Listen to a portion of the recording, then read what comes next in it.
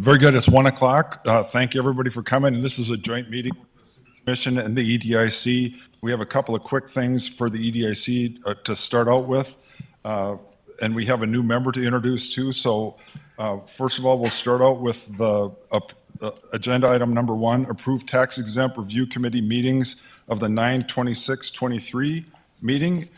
We have the information in front of us, so if there are any changes or corrections, otherwise we would accept a motion. Move to approve. We have a motion. Do we have a second? Second. Motion and a second. Oh, sorry, John. Should let you go. Any other comments? Otherwise, all those in favor say aye. Aye. Aye. Opposed, same sign. Motion carries. And so if you don't mind, we'll introduce our new member. First of all, this is your first meeting, so thank you for joining us. If you don't mind introducing yourself and then telling us a little bit about yourself. This is not a job application, so you don't have to be too detailed, but thank you. Go ahead. Thank you, and good afternoon, everybody. I'm Eric Barner, so grew up in Fargo and was a Fargo South grad. Was gone about 15 years, spent my entire career in kind of corporate finance roles, predominantly investing in private and public companies, and started my own firm about 2.5 years ago in the historic Union Building, not far from here. So appreciate it. Very good. Thanks for joining us, and we appreciate all our new members, and we have lots of excellent, smart people, and not including myself. So I thank you for joining us. Come on, Dave. We got a great finance guy. We got a banker. We got things that people know what's going on. Guys Absolutely. What's happening. And so now we'll begin. Jim Gilmore, and this is kind of this is an open forum, just kind of orientation type of thing. And so Jim will kind of go through. We have a handout in front of us, and hopefully everyone has that. It's a report and review of property tax exemptions, and it's a joint meeting with the City Commission. Jim Gilmore. Thank you. I've been trying to at least annually get to you and talk about the exemptions we have, kind of a refresher on how it's working. And then also Commissioner Strand had asked for a meeting of the City Commission to discuss kind of various aspects of the incentives and if you want to make any changes. And so I'm not coming to you with any recommendations for changes today, but I think down the road over the next, maybe before the next meeting, if you want to express your thoughts either today to the other members of the committee and the commission or to me later, and we can start to discuss those at the committee level and then also at the City Commission level if there are any need for changes to the policy. So what I think I'll do is I'll go through each of the different types of incentives that we've been trying to do. Feel free to stop me if you have questions along the way because there are so much different from each other. It's good to probably stop and talk about them individually before we move on to the different aspects of it. But as we look at the different property tax incentives, you know, we have these different tools, the new industry tool, the pilot tool, the TIF tool, but really we use these tools to try to, I look at probably 8 different objectives that we're trying to accomplish with these. One is we're trying to bring in more primary sector jobs. Secondly, trying to improve housing conditions and bring some new housing into core neighborhoods. We had started to focus near the NDSU area. We've been trying to bring in more housing in the downtown as well as some other redevelopment projects there. We use a pilot that in addition to the Renaissance Zone. Renewal plans have more to do with brownfield type sites that are difficult to build on either because of a lack of utilities, because of existing structures that need to be removed, or some other hazardous things that need to be moved out of an area in order to redevelop. There's an interest in what we can do with affordable housing. Housing developers have to pay property taxes, and the higher the property taxes, the less affordable the rents will be. And so if we want some more affordable rental housing, we need to be willing to settle for less property taxes for those low-income housing areas. And by low-income housing, that's more of a deep subsidy where you're trying to get rents much below market. We've had an incentive for new single-family housing for many years, 2-year property tax exemption for new single-family homes. We've wanted to encourage remodeling and building additions, so we have an exemption for that. And then one, I don't think we've really talked about it much, is there's an exemption for daycare centers to try to make it more affordable for them, that the city has for many years lowered the property taxes for daycare centers in the community, and that's only getting to be a bigger need. And so this doesn't necessarily solve the problem, but it certainly is part of the solution. First, I'll talk about primary sector job creation. The focus here is on creating higher paying jobs with benefits.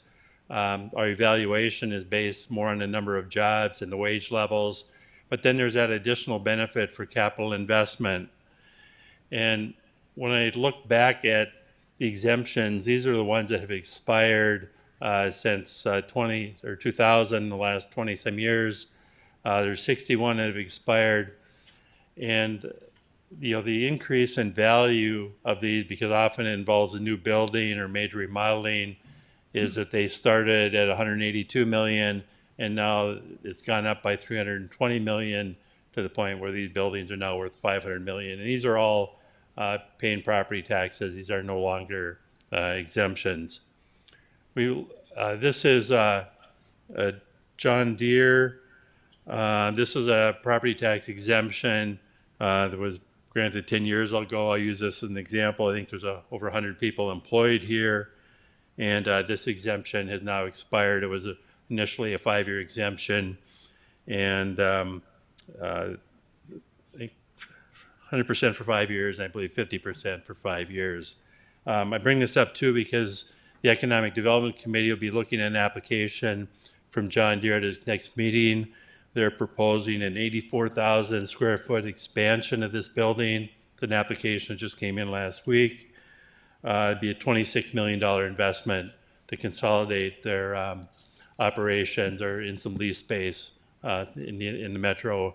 They want to consolidate things, and this would kind of open the door to, I think, future job expansion if that's approved. But again, that'll be a $26 million investment and 84,000 square feet that you'll look at your next meeting. So, Can I ask you a question, Jim? So you talk about the number of jobs, and we're going to try to work with the EDC as far as monitoring. You know, when the business makes an application, they say the number of jobs that they want to bring in, and so we're going to try to figure out a way so we make sure that they do what they're saying. Correct? correct. And that kind of leads into this next slide. These are businesses that currently have exemptions. I think there's 19 of them. There's 700 jobs that were involved, and the original value was 71 million. Now it's over 200 million. But you're right. We're going to work with EDC and contact these businesses. And I know we have agreements with most of them, and just kind of follow up and see how many jobs were created. The jobs on the right column, I believe, were what was on the application. So, if there's any shortfalls, then we'll need to address those at the committee. But we may also see that many of these overperformed from what they expected to do. So this is a summary of, again, in 2023, the exemptions. They're currently, not having to pay property taxes. You'll see in the expires column that, over the next several years, quite a few of these will expire and come onto the be paying the full property taxes. And some of these are paying a portion now, like that John Deere example. Any other questions or comments on the primary sector before I move on to the housing, your NDSU? Jim, if I might, I always appreciate hearing from people out there. And a very respected businessman in town sent me an email saying, you're always incenting creating jobs. But we have an abundance of job openings right now that people can't fill, and yet you're incenting creating new jobs. He said, why don't you incent hires? And I don't know if we've ever discussed that, but it might be another avenue to consider, is when people meet certain criteria and bring people in and hire them, maybe that's another incentive we can figure out if it's worth doing or how to do it, because there's jobs they just can't fill right now. Last thing I'll say about jobs is I'd like to see the committee raise the minimum base wage measure of the job values. When I got here 7 years ago, it was $7 an hour. Now it's at a minimum of $15 an hour. I think that needs to be an evolving, constantly changing, dynamic living wage, not just establish it at 7 or establish it at 15, because the economy is changing constantly. And just another consideration is what's a living wage and how do we address that into what we incent? Yeah, maybe we can provide some information from the EDC. I know they're working a lot on workforce development because, there are businesses that are unable to fill jobs, and that might be because, people just don't have the right skills to match with the jobs that are needed. And so, or it could be we need to bring in people from beyond the metro area to fill those jobs that do have those skills. So, do you want to comment on that? Yeah, why don't you just sit at the table there? Big kids table. Hey, Joe, since you're going to come and sit by a microphone, do you mind if I ask a question? So we talked about this where, on the slide where it shows the number of jobs. Yeah. And so you as the EDC, you track some of these things. And so that's what I'm looking for. We are looking for. Is there a way that you can help us? Because when they fill out these applications, the businesses say, here's how many jobs we're going to create. Is there a way that you can help us to do that monitoring? Yeah, in fact, we are working right now with Mike and Jim and the team on connecting into our Salesforce system where we have built a set of survey questions.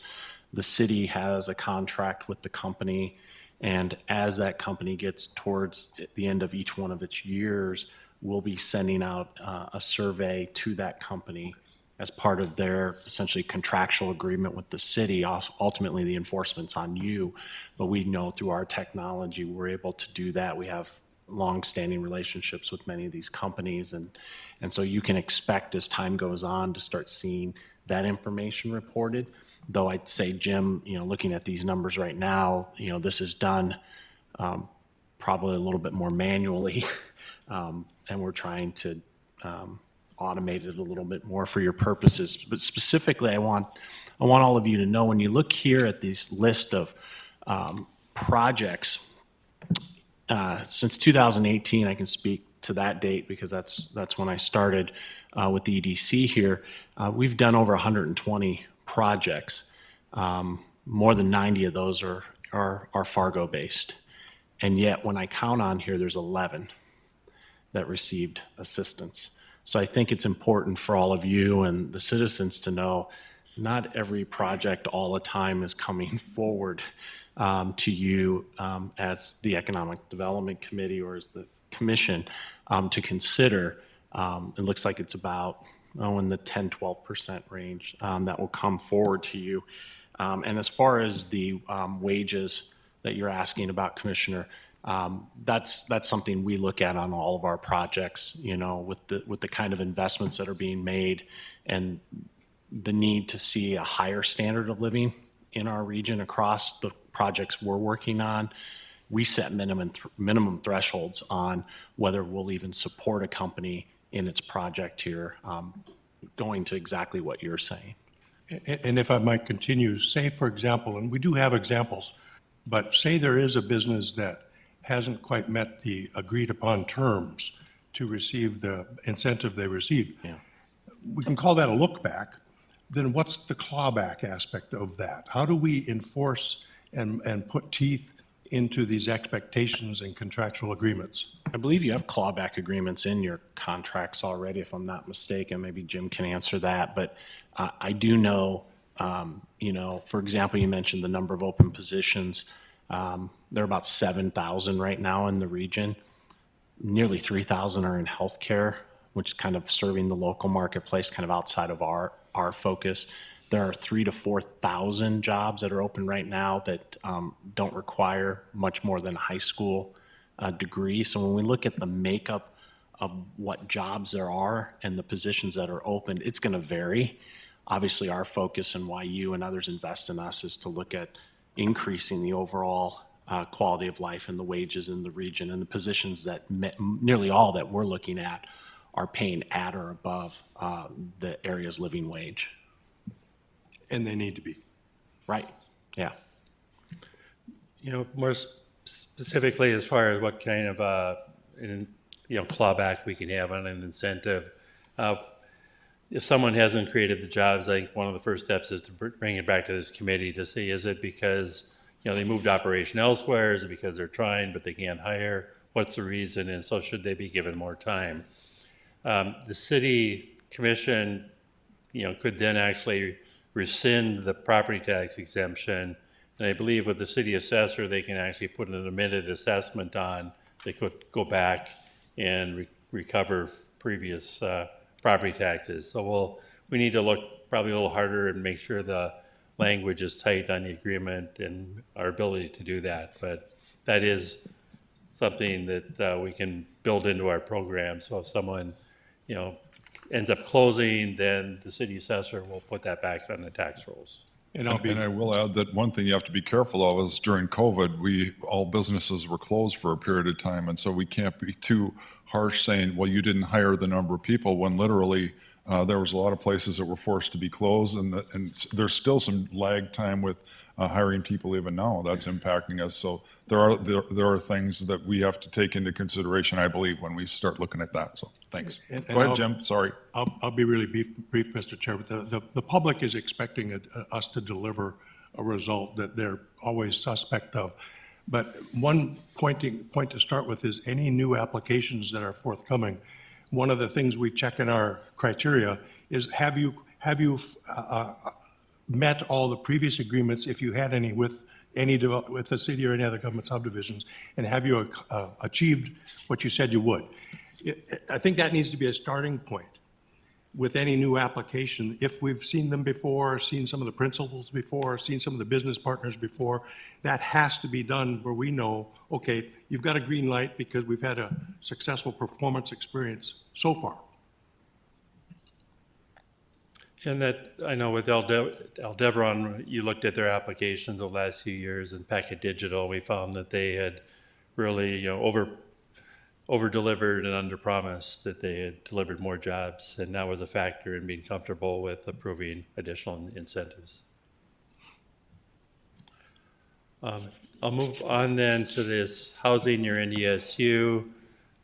This was a policy that was created to try to provide some new apartments near NDSU and remove some older, single-family homes that had been converted into rental units. The exemption was, 10 years with 100% for 5 years, and 5 years at 50%. This is an example of one of those called Dakota Beach Housing near NDSU. I think that there's a little over 20 one-bedroom apartments in this. There had been a lot with 2 older single-family homes on it. And then these are I believe it's about 9 different projects that have been approved since we had that policy. And see, 2 of those, the exemptions have expired. The other 7 will expire over the next 6 years. Many of these are already paying at that 50% level. We haven't had as many applications for this since I think NDSU enrollment sort of plateaued. We've looked at this more as something that might be able to help with the core neighborhood plan.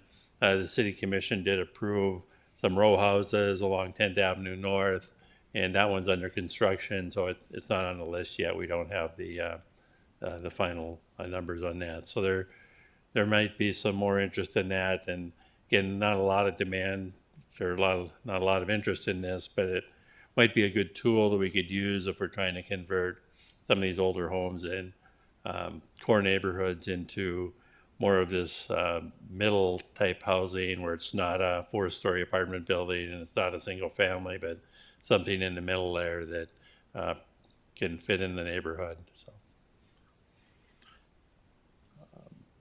Then we've had the downtown redevelopment projects. Initially, this was to encourage more housing downtown. This policy was actually initiated right before the Renaissance Zone, and because it's a wider, we can do this anywhere in the downtown, not just in the Renaissance Zone. Provide incentives primarily for housing projects that were between These are between 10 to 20 years in length. Typically, they start to pay some property taxes after 5 years. Generally, the sites initially are either vacant or really in a non-housing use or some older building. And so we've got quite a few of these over the years. The early projects were exempt 100% for 5 years and then 75% exempt for 5 years. We then shifted more to a but-for test where we looked at, someone might need a partial exemption for up to 20 years. Someone might be able to get by with just 10. It all depended on the pro forma. It has brought a lot of new housing into the downtowns. You can see over 900 units, 134 million in investment.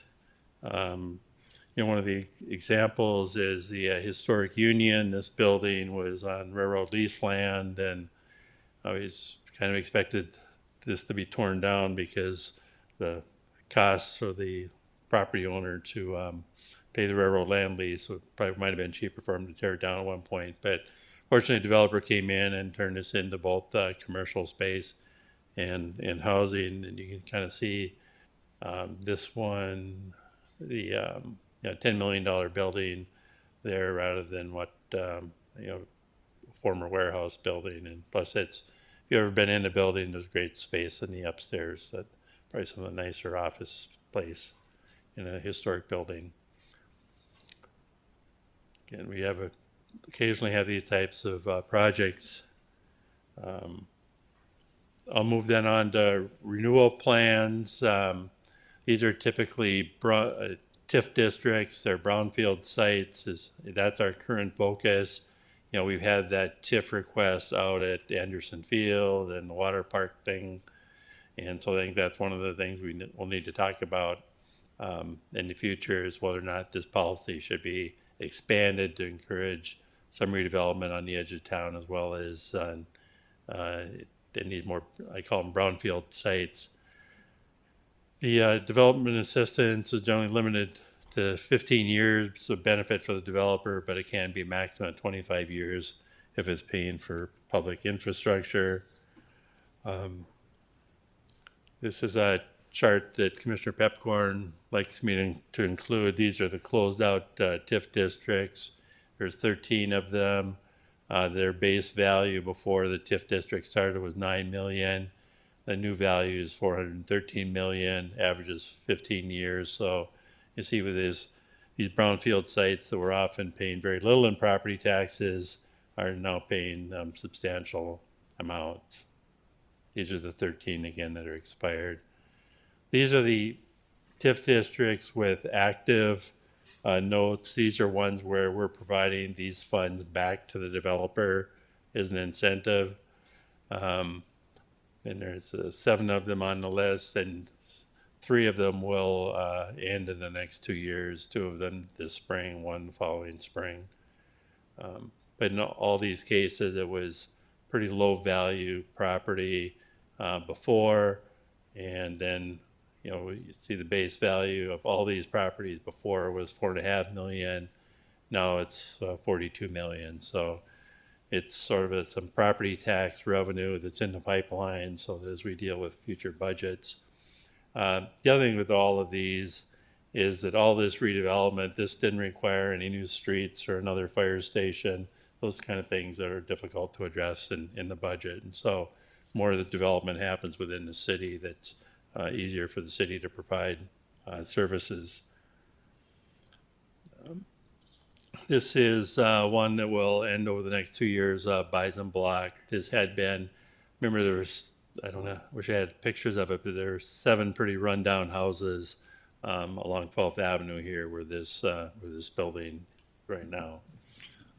Jim, someday if you could get a picture of that so we could have a before and after, that would be good. And I don't know if you remember, Mayor, but then there was the 2 sections were done, and then there was a certain attorney that was representing. So then there was a middle piece where there was one really old house. I don't know if you remember that, but it'd be kind of fun just to have those pictures, because this, compared to what it was, is a good thing. So thanks, Jim. Sorry to give you more homework, but No, this was a challenging project because the side on the left there before the bump out was built first. because there was a holdout in the middle of the 7 units.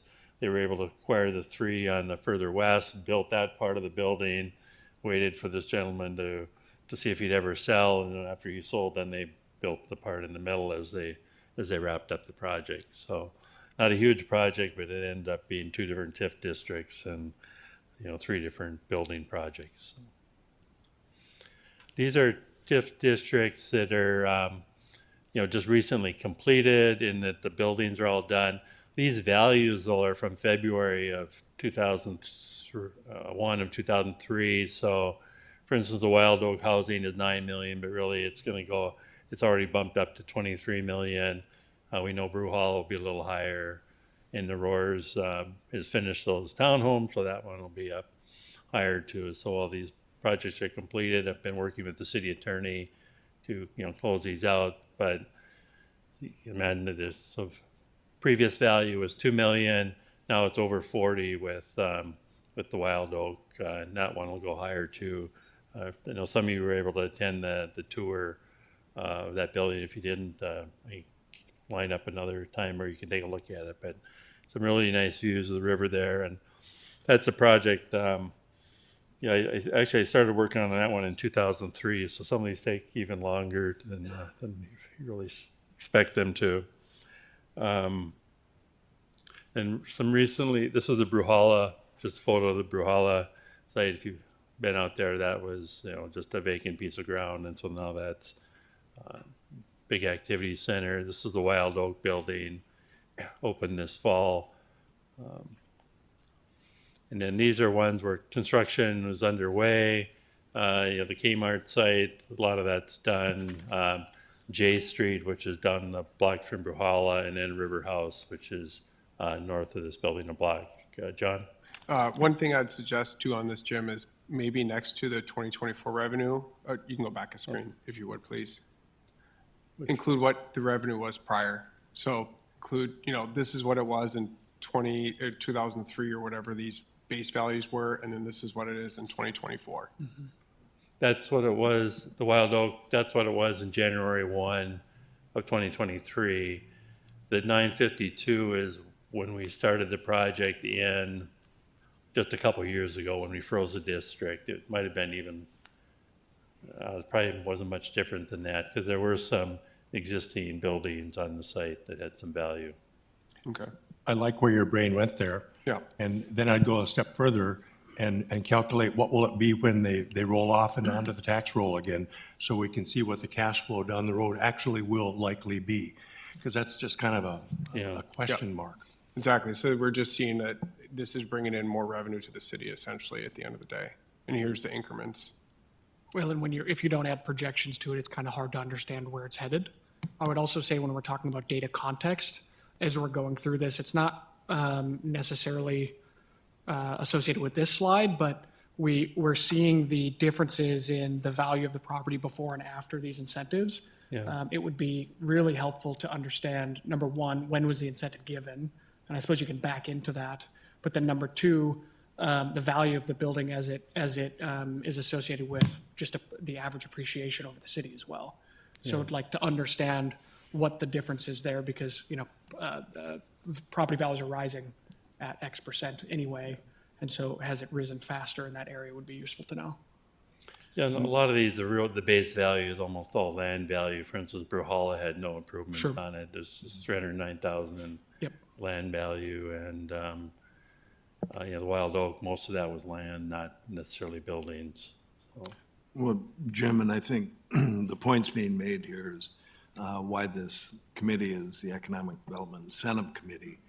And too often when we talk tax exemption, the public believes that we're giving away tax dollars. In reality, the overriding thing that we're trying to do is say, okay, this is the tax that we're collecting on this today. If we'll forego these taxes or reduce them for this period of time, we get these tremendous increases in value. Yeah. And I think we just need to continually remind ourselves, because the argument against that is only true if the development would occur without the incentives. And that's an easy argument to say is, oh, well, it would have happened anyway. But when you start to see the magnitude of, and the number of projects that have been done, I don't think that's a very valid position to take. And so these incentives have had tremendous leverage back to the community and leverage the tax base. It's beneficial then to everybody within the city. Yeah, that's a good point for us to make. For instance, that Wild Oak housing site in 2003, I guess that was the first time I worked with a developer to try to get that redeveloped, and even with incentives, it didn't work. And probably every 5 years, someone took a run at it and tried to make it work and then walked away. And so for all those years, it just stayed flat. And when we finally got this one approved, it almost fell apart at the very end. Also, the city had to kind of come in and rescue it and pay for a levy to make it work. So yeah, if we don't do anything, the value stays low. So and maybe one way to describe it is we're giving away property tax revenue that we don't have. We're giving away stuff we don't have, and so we're not really giving anything away because we don't Jim, have it today. There's also really interesting ways to do the data visualization around these components. You say, hey, well, these are the TIF districts. These are the adjacent districts around the TIF districts. Here's how they can compare. Yeah. And you can show that pretty distinctly. And it'd be interesting to see, we have these pockets of TIFs, we have these pockets of areas that don't have TIFs. What's the difference in development in either of those two places, and what's the difference in property values over the same time period? Just to give context is really useful. Because data is only useful as long as there's context associated with it. Good idea. In Hall and Wild Oak, these are ones where construction's underway, don't have that much value yet. And then these are two that were approved this year where they're just starting, just foundation. But that block might be a good example where you have kind of strip commercial along University, both north and south of that. And so how does that block perform compared to the blocks where redevelopment didn't happen, which was a change in their value? So this is one from 20 years back, the horse park. TIF funds were used to pay for utility extension up there. That industrial development, did not occur right away as soon as we planned, but eventually it came around. And so we're finally getting that one paid off. The developer ended up not really receiving much assistance because they didn't get their private development in.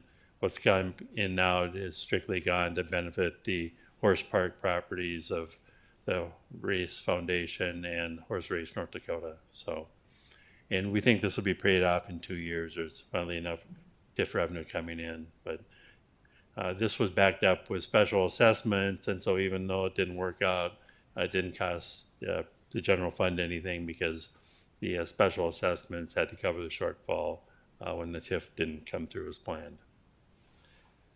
But the base value out there was 86,000. Now it's 19 million. So it'll be nice when that one ends in 2 years. We had more than two, but the two downtown exclusive Roberts and Mercantile parking ramps. We've set up TIF districts for both of these. Again, on between these two sites, the value before was 1.8 million. Right now it's at 62 million. And so that's bringing in TIF revenue that's paying for those facilities. This will run for a maximum of 25 years, but it provides a lot of parking downtown. There's 800 parking spaces for the public between those two facilities. There's over 350 housing units that came into the downtown. So these have been, very positive for the downtown in terms of bringing in business activity, residents, as well as providing more parking for people that are either working downtown or visiting downtown. The front of the Roberts Commons garage. Block 9, that's one where that block prior to the redevelopment was worth $4 million. Now it's $95 million. They've got long-term property tax exemption, but the TIF money is paying for a portion of the parking ramp and Broadway Square. I think Broadway Square is one of the huge benefits of really no cost to the public to build that, since the developer paid for it in exchange for property tax exemptions. There's public parking, nights and weekends. You got brought in a major employer in the downtown, plus 125 hotel rooms. So the main floor commercial. So I think this has been very successful for the downtown. This is one I'd really like to get some thoughts from the city commission on, as we look into the next 2025 budget year. What we're seeing here is there's a deficit right now because we spent some money clearing out Mid-America Steel, but over the next 8 years, there's going to be $10 million in TIF revenue that will come in that can be used for projects along the river. And we haven't had any discussion at the commission level about what the priorities on that should be, but I think that's important to realize that there is some resources here. There's some things we should probably do along the river.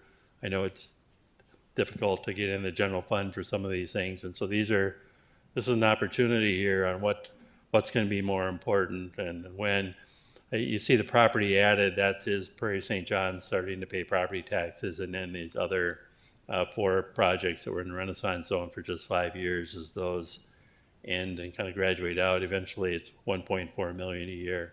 Commissioner Peppercorn. Can I ask you for a favor? Could you kind of define for us when this comes to the city commission as to where this can be used? Obviously, it's the riverfront, but isn't there's a certain area where it has to be used? And Yeah. so if you could clarify that, and then obviously there's lots of potential things, but to me, that'd be good to know. Yeah, it's pretty much along the river from the north tracks to Prairie St. John, east to 4th Street is sort of the best way to describe it. There's a few little jogs in there, but these are some of the things that were put in the plan that you could use the money on, but there's probably always more needs than there is money. One is that Mid-America Steel site. We could clear out the foundations and make that more ready for development. There's talked about doing more work with the Civic Plaza, possibly put another level on the Radisson parking ramp. There's 2 sites that we could look at affordable housing, more of a deep subsidy housing, one south of Prairie St. John. The other is work with the Housing Authority on that Burrell and Colonial site. That's property they have that's not in the best condition, should probably be redeveloped. So I guess the question is, what do we want to start? The city could start to do some things in 2005. What's the highest priority? What are the things you want to get done? And so again, don't need an answer today, but that's something for the mayor and the commission to think about. What are your priorities for that? Because the TIF district was set up a few years ago, and now the real revenue is starting to come in. Maybe again, once it gets up to 1.4 million, it'll stay at that level, go even higher over the next 10 years. So it's really a long-term financial plan would be appropriate. How much would you want to borrow to do something today and pay for it off in the future? So that's probably maybe even a separate meeting, or I don't know which committee should address that, whether it's economic development or one of the other committees. I'm open to ideas on that. Jim, I'll ask the dumbest question in the world. When you're talking about 10 million in TIF activities available, does that mean it will be for sure reinvested, or could it ever conceivably be deliver tax relief to the public in the general fund or in the general budget? It cannot just go into the general fund. It has to be used for things that you identified in the plan, in the district. So it needs to be invested. Yes. Your other option is to give it back to the county. But Jim, where did that $10 million number come from? pardon me? Where'd the $10 million number come from? It's primarily from these 5 projects that were there. So the base value of this district was about 60 million, and then these projects all added. For instance, Prairie St. John was like a $20 million up. City Center up here was, I don't know, 10 to 15 million. The Gateway Arch and Unite, all epic projects at that site, received 5-year Renaissance Zone. So as the Renaissance Zone expires, it's those 5 there's more projects, so this is probably a conservative number on what the number is, because there's other projects, other properties develop in this area, there'll be even more funds available. So the strategy of the city was let's do some things, and, if we fix up the plaza and we make other improvements, that'll encourage more investment, and there'd be more TIF money. And so it's an area that, doesn't have that much value compared to the size. If the old public health building, if that's sold, that could be another project. So none of these projects are speculative. These are all on the ground. The city assessors all put values on them, and this is what's in the pipeline.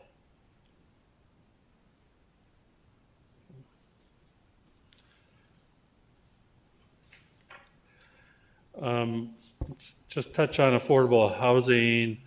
There's both discretionary and non-discretionary. So if it's the housing authority or a nonprofit public housing provider, they already have an exemption in state law where they can pay a much lower property taxes. So that's a non-discretionary. There's 32 million that's exempt, that's non-discretionary, that the city doesn't really have a choice on.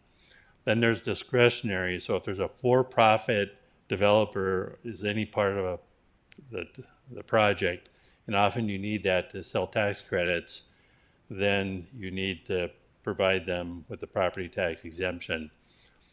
If you don't, the project just doesn't work because, the property taxes will be $100 a month, and it's really hard per unit.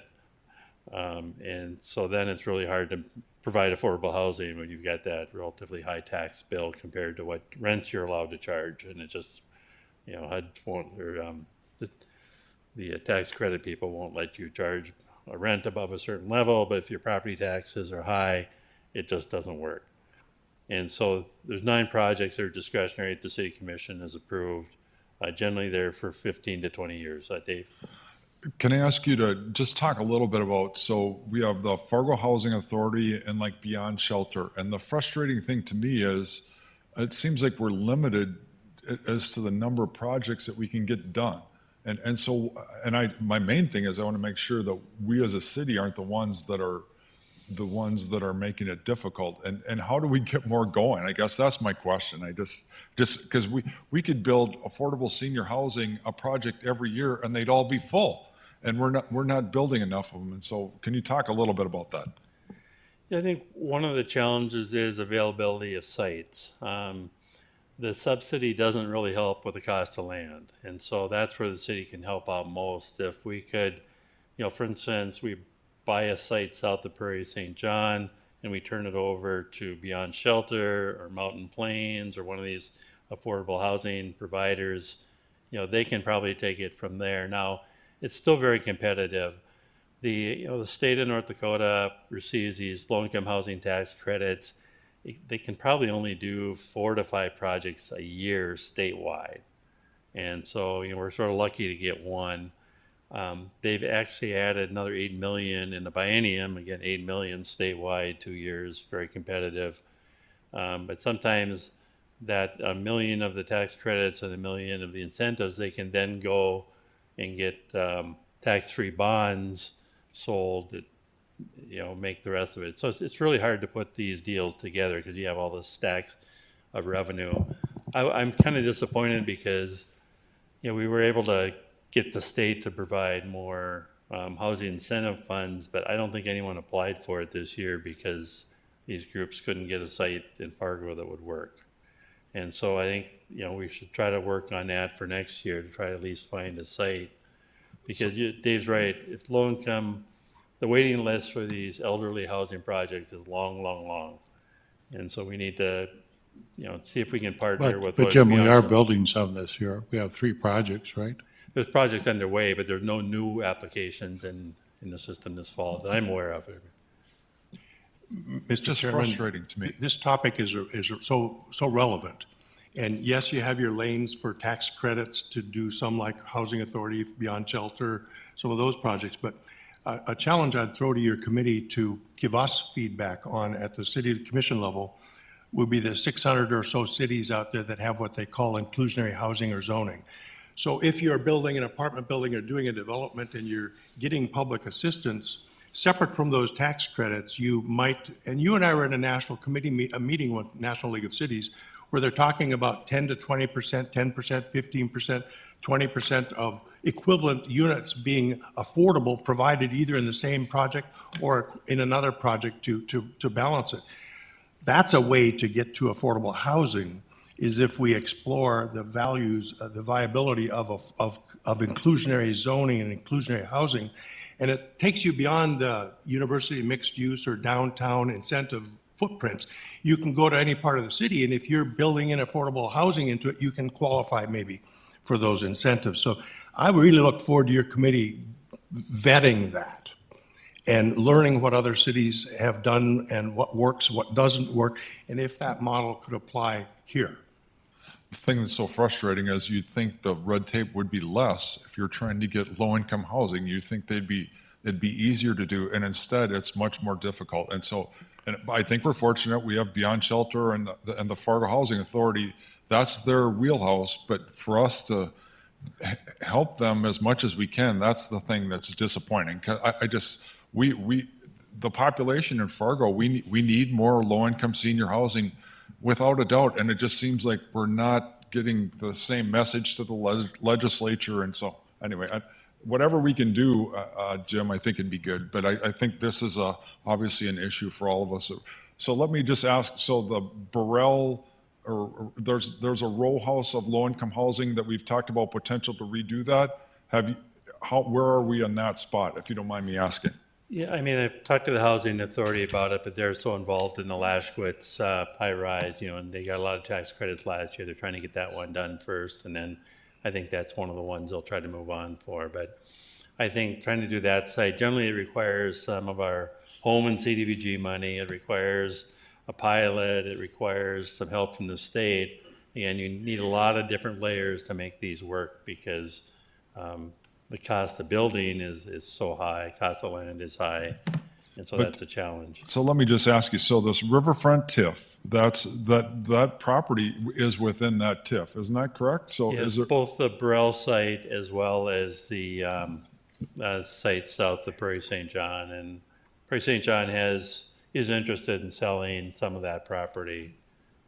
I guess to me, if there's some way that we can pursue those, because I totally get that the high rise, that property is their priority right now. I mean, we can see what's going on there, but to me, if there's a way that we can find another partner or to do something to expedite that, that'd be good, because we already know, and I guess I'd be interested to know the high rise site, how many people are, what's the number going to be for that site, and how will that impact? 110 I think it's 110, 120, So 110 total? units. 110 units, okay. But it'd be interesting to know what's the maximum population of that, to know, anyway. So I'm sorry if we're getting off topic. And then- but I do think these other sites, we should start working on those, because otherwise it's just going to be later on. But from our housing study, we know we're going to need a variety of units, 13,000 in the Fargo metro area. Right now, with people with vouchers, which means we could get people who are homeless into housing. We have 50 vouchers. We have no room in the apartments. We have a 4% vacancy rate, and the apartments aren't taking them. So we truly need a couple thousand more apartments, to Dave's point. I think the site south of Prairie St. John should be looked at seriously, because we could use their TIF and do that. And to the different sites we should look at, Dave. But the committee can help get that happening, but we need developers to really to push that out there. And like Jim says, it's really hard on many of these complex things. You need this, you need to keep areas of sandwiches to make it all work. And the site, Elk Grove, took 20 years before it finally was built. So, yeah. So the other thing that's very important is the long-range growth plan. We have to be all on the same page and doing the same thing. So, but I think that, and so it's been very interesting. From what I saw, we got the presentation. There's a lot of potential just within our current downtown and our current boundaries of our city to do a lot of growth, new growth, before we start looking at the newer areas. So this is my short sermon. I think it's important for us to have that new area planned out but I think we need to maximize what we have existing first before we go there. So that's just go ahead, John. You know, Commissioner Pepcorn, that topic's so relevant. And in the Fargo Housing Authority, Beyond Shelter, in their lanes, it's really deeply subsidized housing for high needs for people with, the rest of the population that doesn't have the income threshold, those are the folks that need access to more affordable housing. And I'll stop after this. One of the things that hits my brain too often is I'll get 20 minutes into a conversation with somebody and then realize I'm talking single-family homes, maybe, and they're talking apartments. And they're not the same worlds. So your committee has a lot of work ahead of you. We'll let you finish, Jim. Okay, I'll wrap up. This is actually one of the low-income housing projects of Beyond Shelter that's underway downtown. I think this model works well in the downtown. It's on a site of like 23,000 square feet, quarter of a block, main floor parking. I mean, I think it's a good location for seniors, and I've imagined trying to replicate something like this south of Prairie St. John, or maybe on that Burrell site. I mean, I think it's a good model for us to try to follow, to try to take the financial model for this and replicate it throughout the downtown. So this is, to me, where you have that picture up, that's exactly, I mean, we could build 10 of those in the downtown and have them full. And like John was talking about, there's different groups of people. Some people want to live in a single family, which is great. You have to have those too, but to me, we have to have a mix. But that, to me, that is especially the same thing. If you saw what was on that corner before, that is fantastic, and it's within walking distance of the downtown. So anyway, to me, we have a roadmap for something that I'm sorry for rambling. Sorry, Mr. Chair. And the other thing that's clear in the growth plan work is density has got to be looked at a lot differently. That's part of the solution as well.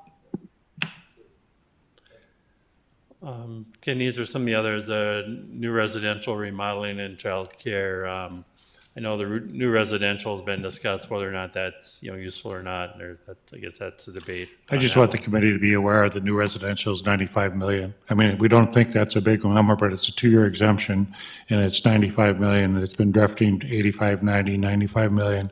So when Horace didn't do that, just how big an impact it is in the city of Fargo, kind of want you aware of that. The remodeling one, we see every commission meeting, people get a 5-year exemption. Not everybody knows that, but you could remodel your house, and for that increased value, you get a 5-year exemption in taxes. We see a lot more of that the last few years, where people seem to be doing that because it is a tax break. And childcare is the other element that we always forget about, but that's $30 million. I mean, just as a committee, you have to be aware, yes, we are doing some exemptions out there that people are the kind of quiet exemptions, but they are quite a bit of money. I'll chime in here too. There's a lot of momentum to eliminate that 2-year new home tax credit. It's from the governor's office on down. And in my view, I'd like to see it go to 5 years. Frankly, if we can incent new home development and growth in single-family building, do it. 5 years. This house is going to stay on the market pay taxes for 95 years. Why wouldn't we? Rather than pull back, and if I recall, Mayor, one of our recent meetings, you reported that while our apartments are static, we had half the number of permits for new homes. So we don't want to contribute to deteriorating even more how many new homes we get. We already have 60% of our people almost in apartments. And in 1990, it was 60% owned.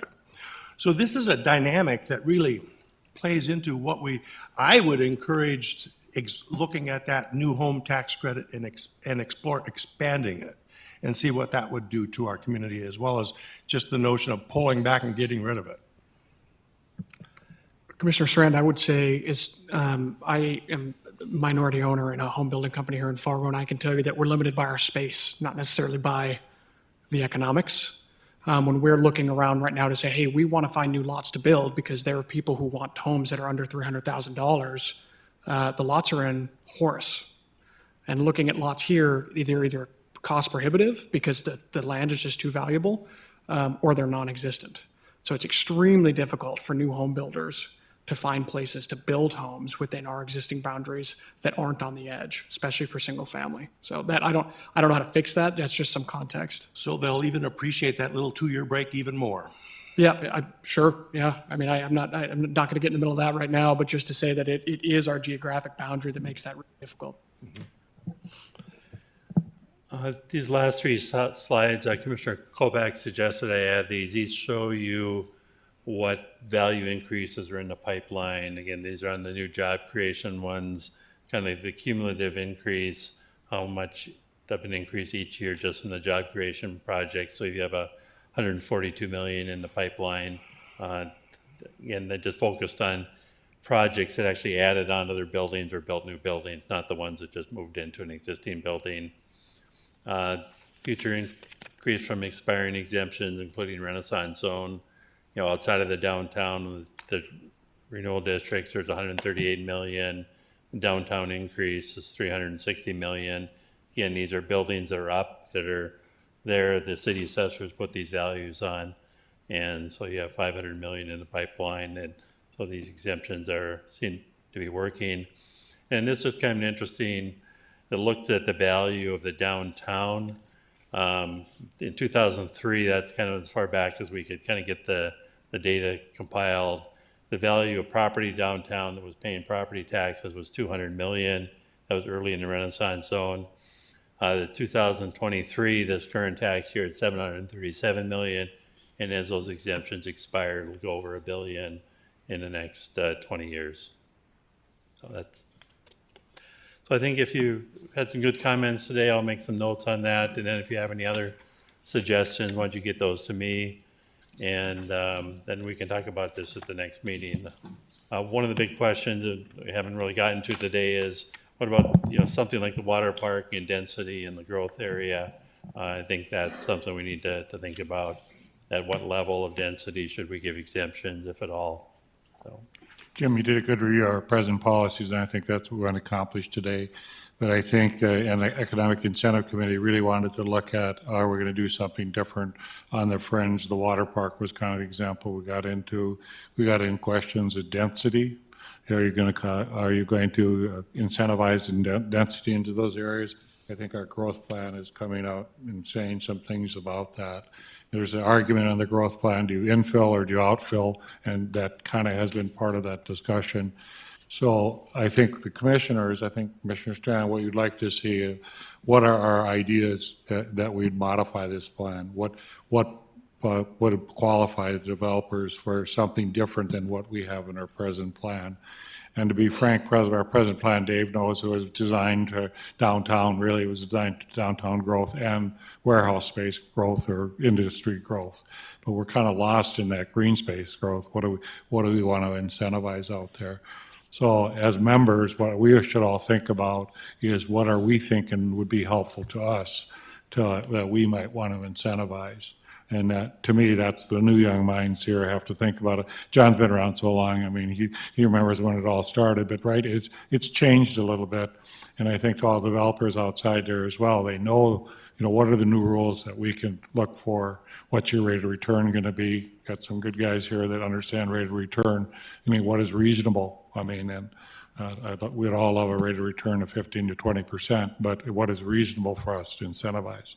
And I think for our next meeting, Dave, I don't know when we're going to set it, but it would be nice if some of the members could work with Jim and kind of bring their ideas to him to help him formulate that. And I don't know if you need a subcommittee or what you want to do on that, but I think what we've been struggling with this last 6 months was the water park issue. And we had developers come in and give us great suggestions, but I think we need a little guidance with the new growth plan, what we think might come out of that. So to me, planning may have to be involved to help us out to get over those hurdles too, so.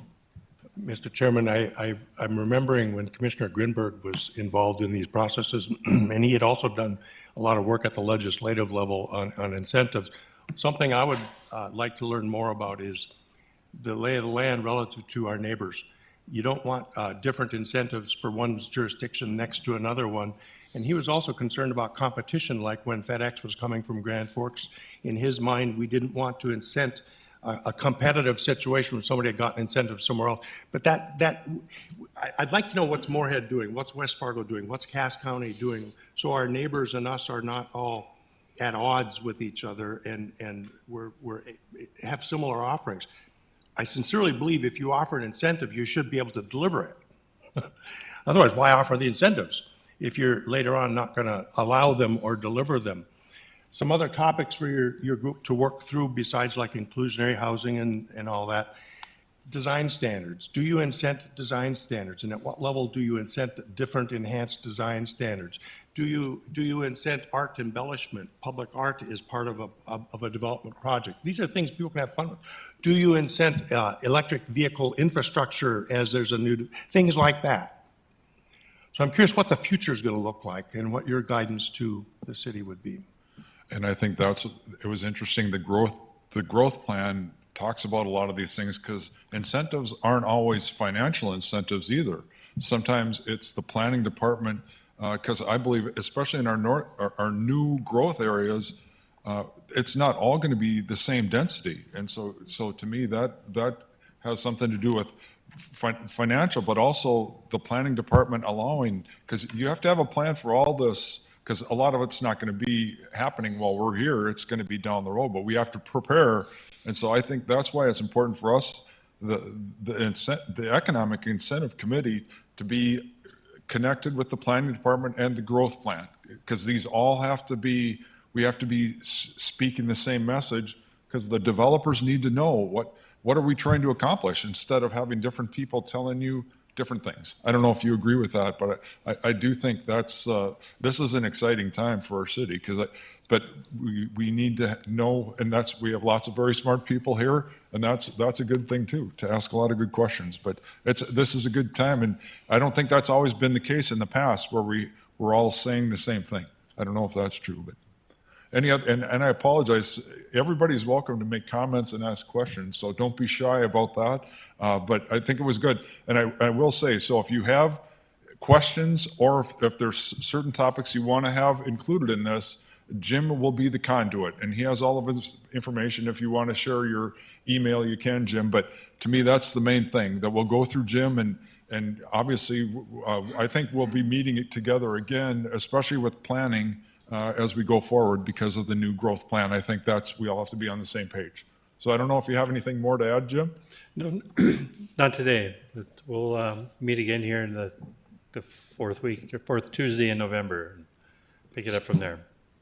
So thank you, everybody, for coming. I hope you feel like you had an opportunity to comment, but if you don't, otherwise we're adjourned. Have a good afternoon. You're right.